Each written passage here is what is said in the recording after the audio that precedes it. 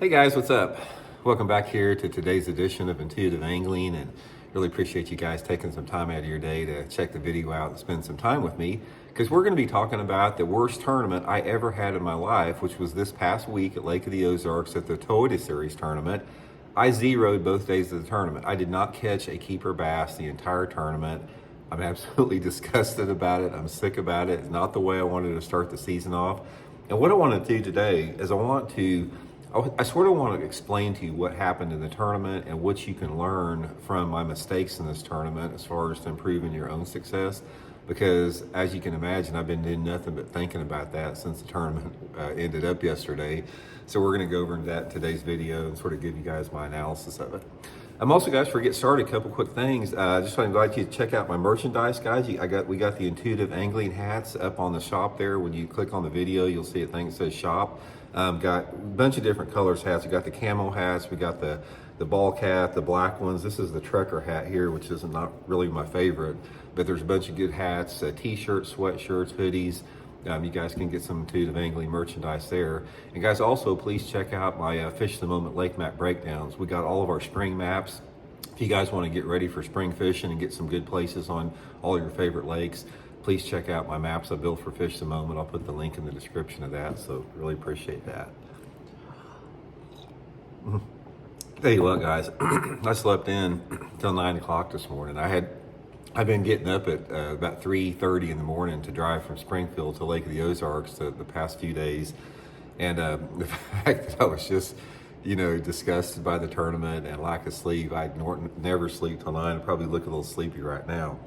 But, excuse me, what I want to do is I want to go over this tournament in detail, explain to you what I think happened and what you can learn from it moving forward. Now, I didn't have much practice in this tournament. I only got to practice for probably about a day total. I had a bunch of stuff going on. Kim had surgery. So I got to practice for like 5 hours on Monday and like 3 or 4 hours on Tuesday. So I didn't have much practice. The lake has been frozen all last week. So when I got up there on Monday, half the lake was still frozen over. You could just fish where you could fish. And my plan was in this tournament, I knew there'd be a big shad kill, and I didn't realize how big it was. Guys, this was the biggest shad kill I have ever seen in my 50 years of fishing. I have never seen so many dead shad in a lake. It was just epic. And I knew that was going to make the fishing super tough. I wasn't concerned about the cold water as long as it was not frozen, because you can catch them in cold water. But when you have a shad kill to that extent, I knew that it was going to really make the fishing pretty tough, and it did. It was a very tough tournament for everybody. So my plan was I wanted to catch the fish up the Niagara River. The Niagara River it's traditionally pretty good early in the season. It's got a little bit off-colored water. The fish are usually a little bit shallower up there.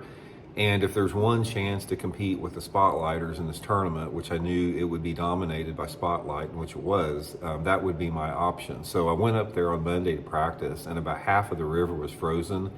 So I could only fish about half of it. And I didn't catch anything up there the half a day that I fished. And I ran back down and I launched close to the launch ramp area, and I wound up catching 3 keepers close to the launch ramp area. But I wasn't excited because that area gets pounded and it's just one here and one there.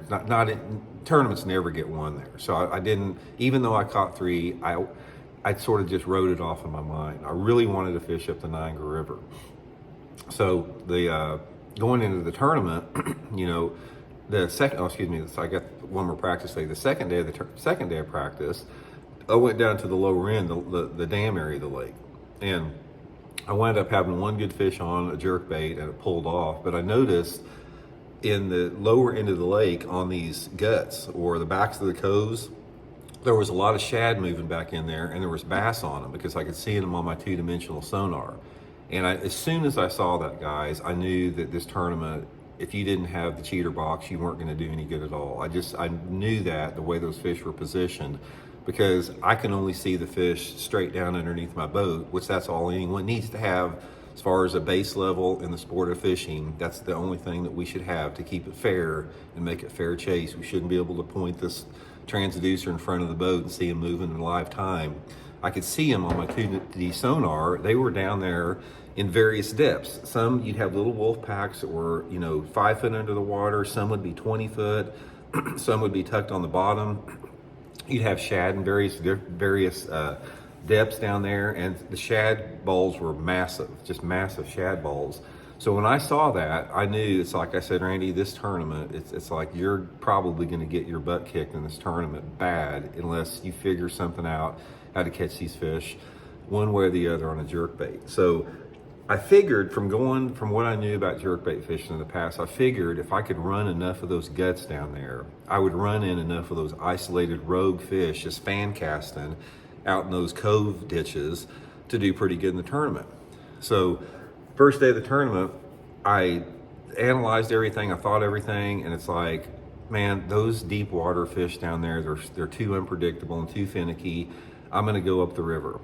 Even though I didn't catch anything up there, the days were warming up, it was in the 50s during the day, and I said that would probably be the deal. So I come home that night, after Tuesday night, after that last practice day, and I worked on tackle for like 3 hours. I put all my river stuff on, crankbaits, jigs, lipless crankbaits, stuff to fish shallow water on, and went to bed. Driving up there the first morning of the tournament, I got thinking about it. It's like, Randy, that you didn't get a bite up there. You don't know how much ice is up there. If you run up there, you're committed. You can't bounce around and try other options. If those fish are not firing and biting up there, you're going to be screwed. But if you go down to the lower end of the lake, you see those fish, they are down there, they're in those guts. If you can figure out how to catch them on a jerk bait or a little swim bait or something like that, you can probably do okay. So I decided to do that. I decided to go down to the lower end and never caught one. I never had any type of a bite. I bounced around a lot, nothing. So after that first day, half the field zeroed. It wasn't just me, half of the field, including some hammers down there. So the second day of the tournament, I made another plan. Okay, now I'm gonna go up the Niagara River. Same type of deal, worked everything, had it all rigged up, driving up to the lake, and I got thinking about it, and it's like, okay, Randy, I still didn't feel right about it. I felt, I'm gonna go up there, the water's gonna be too cold, it's gonna be too off color, they're not gonna bite. But if I go down to the lower end of the lake, maybe if I fish bottom baits, I'll put the jerk bait down and I'll start fishing some bottom baits because I could see those fish tucked down on the bottom with those shad. So my plan, I said, that's what I'm gonna do. I'm gonna go down there, instead of fishing for suspended fish, I'm gonna fish bottom fish. So I put on that Megabass Dyna Response blade bait. I put on a spoon, a jigging spoon. I put on a jig. I put on a Ned rig, and went down there and started fishing bottom fish for that. Same deal, nothing. Never had a bite all day long, absolutely nothing. So I wound up zeroing for both days of the tournament. So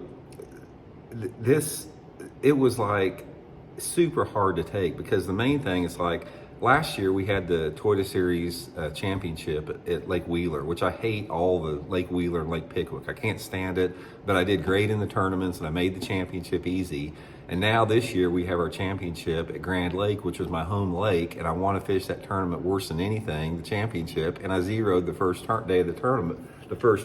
So it's like, it just sucks, right off the bat. You start your season out terrible, probably not going to make the championship after zeroing one whole tournament. So here's what you can learn about it.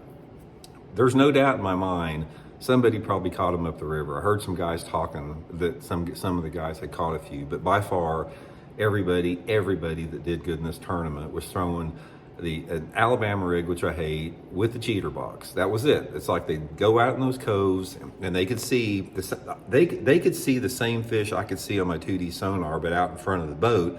So they could make a long cast out there with that A rig or that cheater box minnow, and that's how they were catching them. Not catching many. I mean, if you caught one or two a day, you made a check in the tournament. It's not like these guys were going out and catching limits. They were catching like one or two fish a day and making a check. So that's how the tournament was dominated. So here's my advice in it. Now, I'm never going to give anybody advice to get the cheater box whatsoever. That's just completely out of the question, even though that's how the tournament was dominated by forward-facing sonar. If you're in a situation like I was in, where it's cheater box dominated, and that's how they're going to catch them, and you do not feel comfortable and you don't feel good about yourself for using a cheater box, which you shouldn't, and you want to do something else, here's what you have to do. First of all, you have to frame your perspective a little bit different. You have to figure, okay, not every bass in this lake is going to be suspended and be caught with forward-facing sonar. The vast majority of them are, but there's going to be some outliers. Then those outliers are the fish that are going to be up a little bit shallower and live that up in that shallower. So when you're faced with that situation, like when you have a big shad kill or the water's really cold, you have got to go to that off-colored water. You simply, unless you have a nasty type day. Now, if we had a cloudy, windy day, guys, there's no doubt in my mind I'd have caught a limit both days of the tournament on a jerkbait. But it was bluebird, it was super bright. I'm not even talking about a little puff of a cloud. It was bright, north wind, bluebird's condition, and those fish did not want to chase. If we'd have had a cloudy, windy type day, they'd have chased, I'd have caught them. So it's all relative. You have to see what the weather's going to do. That's the first thing.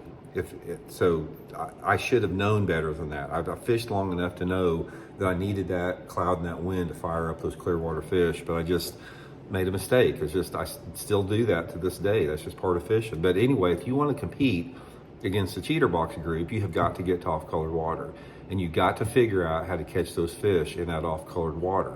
Now, the off-colored water, it can be found in a lot of different locations throughout almost any lake out there, and you have to determine the depth that the fish are going to be in and the type of structure and the bait. So, for example, when I went up there, up the Niagara River the other day, I was throwing shallow running crankbaits. The water temperature was 40 degrees. Crankbaits down to 5 feet and jerk baits. Instead of that, I probably should have put on a finesse jig and slowed down and just made methodical pitches and flips into those steeper channel type banks, the steeper rocky banks, and just really slow down and try to get away from the shad kill baits. Because think about it, it doesn't make any sense. If bass have shad that are dying everywhere, why would they want another shad type bait? They probably want a crawdad type baits. And even though I did try some type of crawdad crankbaits, that probably was moving too fast for them in that cold water. And in retrospect, I should have put a couple jigs on. I should have put a finesse jig. I should have put one of my throwback jigs on, and just went down there and pitched those pre-spawn staging type areas with it. That's one thing that you can do. The next thing you can do is you can alter your retrieves on your moving baits. Now, some baits that are traditionally really, really good in the pre-spawn when it's cold are flat-sided baits like this Megabass slap or shad wrap, or little homemade crankbaits. Little bitty shad wrap like this is a real good one. I should have done something like this, put this thing on 6-pound line, I got a suspend strip on it and weighted it, fished it really slow, and maybe would have caught some, especially with the warming weather. And here's another thing I messed up. I should have looked at the weather. It's like, okay, we had this really significant warming trend. It was going to be sunny and warm, which that's going to push those fish shallower, and that's going to make those fish bite better to have that sun and that off-colored water. Yet I was down on the clear water in the lower end in the conditions that were not suitable for that. So it's like, this is a prime example of second guessing yourself. I completely second guessed myself in this tournament. That's another piece of advice I'll give you guys. Always go with your first instincts. I don't care if it's about business, if it's about a girlfriend you have, it's about whatever. Go with your first instincts, and especially with fishing. And I didn't do it. I ignored my own advice I'm giving you guys. I'm ignoring everything I told you. I ignored the fact that I didn't listen to my first intentions, which was to go up the river. I ignored the fact that the weather conditions were conducive to where I wanted to fish initially, and they weren't conducive to where I wound up fishing. And that's just part of it, man. You don't knock yourself out about it. You're going to make mistakes in fishing. You make the decisions based upon what you think intellectually are going to be the best decision for you to make. Sometimes it works out and sometimes it doesn't. So anyway, guys, that's just a few thoughts with that. Don't beat yourself up. Even after a tournament like this, if you go out and have a suck tournament, you're still a better angler than you were before that tournament, because you've assimilated more information and you know more about fishing. It's just a matter of executing and making those good decisions.